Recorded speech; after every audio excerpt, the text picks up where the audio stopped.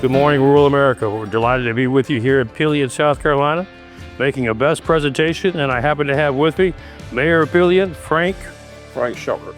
And then I have the recipient, Major Logan. Yes. And then I have the chief, Chris Garner. Always a privilege to be with you. Yes, sir. Thank you all for being here, and thank you for sharing this special opportunity with us as we get started this morning. Town of Pelion was established in 1911. We're in lower Lexington County. We're between Columbia and Aiken.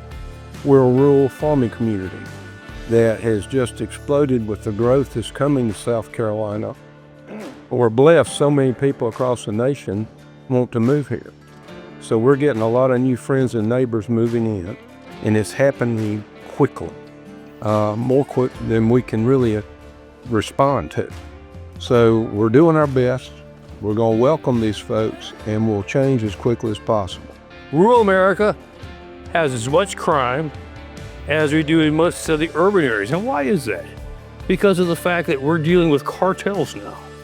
We're dealing with child sex traffickers, things you would have never dreamed of in this great land of ours. We have terrorists that actually have been brought over from all across the world. You know, the previous administration, we brought in more illegals, moved them all across the country than in recorded history. And quite frankly, the sad part about it is many of those that were brought in were criminals that were let out from other prisons all across the world. They came here, we've seen the results, we've seen the murders, the rapes, the burglaries that these people have brought on, and it's happening in rural town America. And here's what I want you to understand. When they commit these crimes, in the old days, they used to use a handgun, which a concealable vest would take care of protecting that officer. Nowadays, they're proud of their occupation. They're proud of the destruction, the torture that they do on American citizens. They're using long-range rifles. So we had to create new technology called active shooter vests, which is what you see in front of you. They have titanium plates. They will stop anything that the terrorists or anybody else has to offer. But I will tell you the sad statistic is only 10% of officers across the country as of today have this new technology. Folks, I want that to drill into you for just a minute. 90% of officers in this great land of ours do not have the ability to provide protection for themselves. Now, let me put that in perspective before we make this presentation. Under the new administration, Trump administration, we made a commitment that we were going to make sure that America was safe once again. We were going to round up these cartels, these terrorists, these child sex traffickers, and we were going to ship them back out and get them out of our country to protect our people. Well, folks, we're doing that. But let me tell you something. Tom Holland, a good friend of mine, who is in charge of the deportation, made this comment. The terrorists, the cartels, are better armed and better protected than the brave men and women that we have out there trying to round them up now. Now that's a sad, sore spot on America's image and on America's conscience.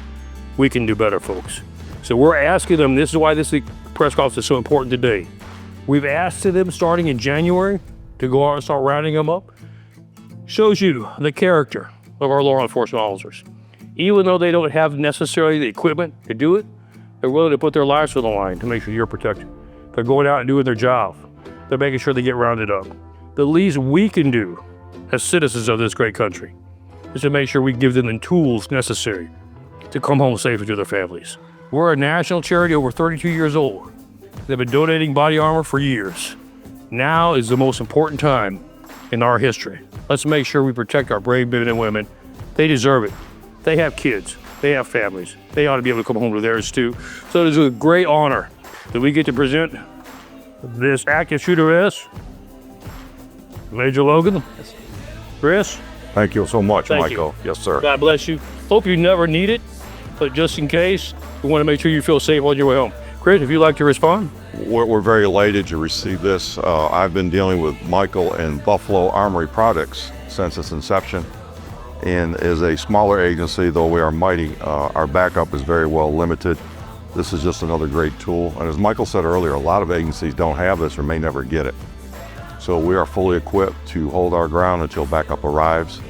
And we look forward to, again, an over 30-year long-lasting relationship. And we appreciate you and Invest, Michael. We appreciate you, appreciate the job you do. Again, Well, let me just kind of conclude this press conference with a question that was asked me when I was commenting on Fox News. The question was, so Mr. Letts, in all your years, what makes a good officer? I said, very simple. You have to look at it this way.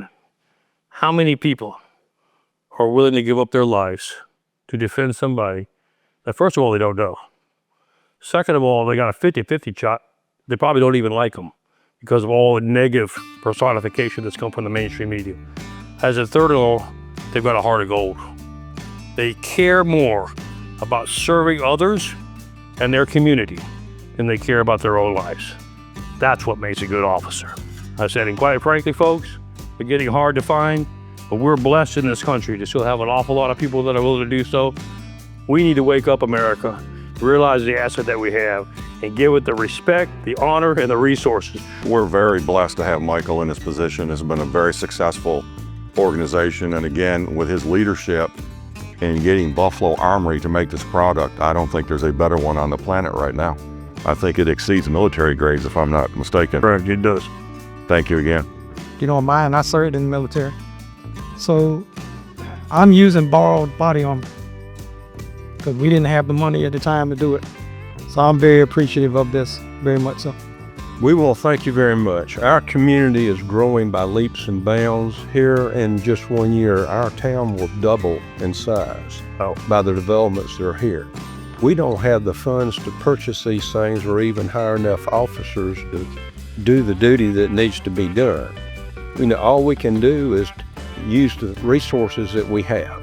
And thank goodness you're able to come in and help with this. We do appreciate it. Thank you, Frank. Let me kind of add what Frank just said. Remember, 80% of officers work for rural town agencies.